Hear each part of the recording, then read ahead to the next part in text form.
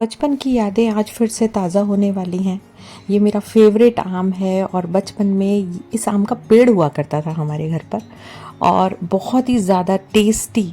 आज जो मैं आपके लिए बनाने वाली हूँ डिश, आप यकीन मानिए अगर आपने ट्राई की तो आपके फैमिली मेम्बर्स छोड़ने ही नहीं वाले हैं, उसको एक ही दिन में ख़त्म कर देंगे, क्योंकि मेरे साथ तो ऐसा ही हुआ है। गर्मियाँ ख़त्म होने वाली हैं और आम आना अब धीरे धीरे बंद हो जाएगा। तो इस डिश के लिए मैं यहाँ पर यूज़ करती हूँ तोतापरी आम। आपके यहाँ इस आम को क्या बोलते हैं मुझे ज़रूर बताइएगा कमेंट बॉक्स में। इस आम की एक चोंच होती है और जब मैं छोटी थी तो हमारे गार्डन में ये आम उगा करता था, मतलब पेड़ था इस आम का, और इसकी कैरियाँ बहुत खाई है मैंने। और इसकी कच्ची कैरी यूज़ करके भी बना सकते हैं और आधा पका हुआ आम यूज़ करके भी बना सकते हैं। तो जो आम लेंगे वो है आधा आधा कच्चा कच्चा आम लीजिएगा जब चॉइस करिएगा तो, और उसका पल्प निकाल के आप इस तरह से मिक्सर के अंदर ग्राइंड कर लो। पानी यूज़ नहीं करना है, इस चीज़ का ध्यान हमें रखना है। अब हम इसको पकाने के लिए चढ़ाएंगे। पकाने के लिए जो हम कंटेनर यूज़ करेंगे वो नॉन स्टिक होना चाहिए। इससे ये चिपकता नहीं है। अगर नॉन स्टिक के अलावा आप कोई दूसरा कंटेनर यूज़ करेंगे तो फिर वो पूरा आपका जो मिक्सचर है वो ख़राब हो सकता है। तो इसके लिए नॉन स्टिक कंटेनर होना बहुत ज़्यादा ज़रूरी है। थोड़ी देर पकाएंगे। थोड़ी देर पकने के बाद इसके अंदर हम डालेंगे शक्कर। तो मैंने तो यहाँ शक्कर यूज़ करी है, चीनी। आप चाहें तो इसमें मिश्री डाल सकते हैं।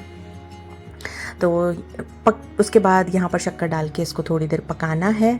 आपकी जो गैस होनी चाहिए वो होनी चाहिए, कभी तेज़ रख लीजिएगा कभी कम रख लीजिएगा, है ना। इतना टेस्टी बनता है कि बच्चे भी नहीं छोड़ते हैं इसको। बनने के बाद इमीडिएट ख़त्म हो जाता है और बड़ों का भी ये बहुत ही ज़्यादा पसंद आता है घर में। और देखिए घर में कुछ चीज़ बनती है ना तो क्या है, वो फ्रेश होती है, हम अच्छी चीज़ें यूज़ करते हैं, है ना। तो इन चीज़ों की बहुत ज़्यादा ज़रूरत है आजकल, तो तभी तो हम घर में कुकिंग करना पसंद करते हैं। तो ऑयल लगाएंगे। प्लेट ली है मैंने यहाँ पर, आपके पास जो भी अवेलेबल हो प्लेट, अगर अवेलेबल है तो प्लेट ले लीजिएगा। बस थोड़ा किन्नौर होना ज़रूरी है। उसके बाद उसके ऊपर ऑयल लगा लीजिए। ऑयल आप कोई सा भी लगा सकते हो, हम लोग ग्राउंड नट ऑयल यूज़ करते हैं तो फिर वही मैंने लगाया है। साथ ही में यहाँ पर देखते जाना है कि वो पक रहा है, यानी पकने की निशानी कैसे होगी, कॉर्नर्स छोड़ देगा। देखिए बिल्कुल कॉर्नर्स यहाँ पर छोड़ रहा है, धीरे धीरे कॉर्नर्स छोड़ने लग जाएगा। तो थोड़ी देर इसको पकाना है, कम से कम 5 मिनट 10 मिनट आपको इसको पकाना है खूब अच्छे से।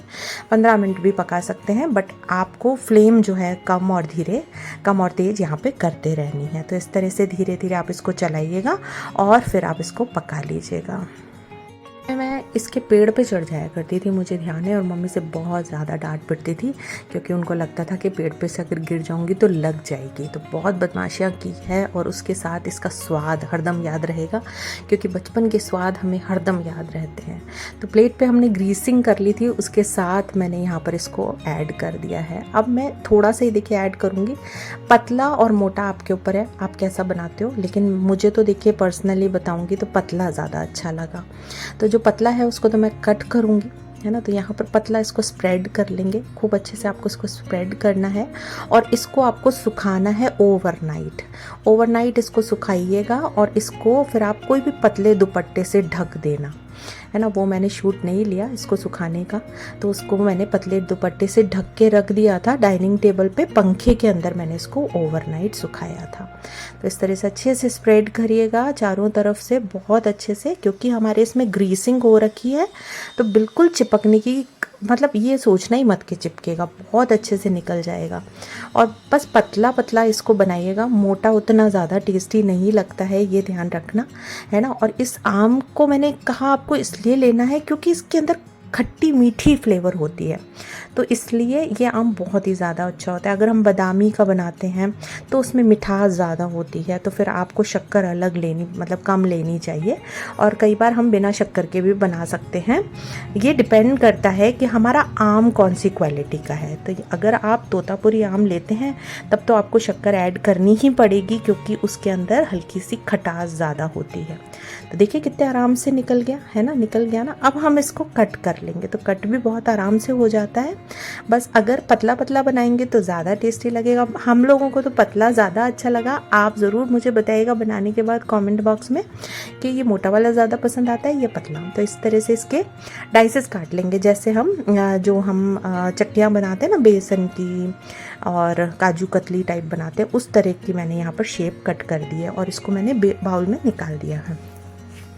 अच्छा, एक चीज़ और है, आप इसको आराम से रख सकते हो एक कंटेनर में क्लोज, ये जो है चिपकता नहीं है आपस में, तो ये बहुत अच्छी बात है इसकी। तो मैंने तो इसको रखा कंटेनर में डाइनिंग टेबल के ऊपर और फटाफट से ख़त्म भी हो गया। मतलब मैं खुद चौंक गई जब मैंने वापस देखा शाम को डब्बा, तो मैंने बोला अरे किसने ख़त्म किया, तो बेटा बोला मेरा मम्मा मैंने खा लिया। तो अरे मेरे को लगा इतना पसंद आया, बहुत ही ज़्यादा टेस्टी लगता है। जो थोड़ा सा मोटा था उसके मैंने रोल्स बनाए हैं, क्योंकि पतला अगर होगा तो रोल्स आपके टिकेंगे नहीं, खुल के जाएंगे। तो हल्का सा अगर मोटा है लेयरिंग तो फिर आप इस तरह से रोल्स भी बना सकते हो। दोनों ही अपने आप में बहुत ही ज़्यादा यूनिक टेस्ट देते हैं। और आपको अगर छोटे छोटे कम खाने का इंटरेस्ट है तब तो फिर आप जो कतली बनाई ना हमने वो शेप करिएगा, और अगर ज़्यादा खाने में मज़ा आ रहा है तो फिर रोल्स बहुत अच्छे रहते हैं।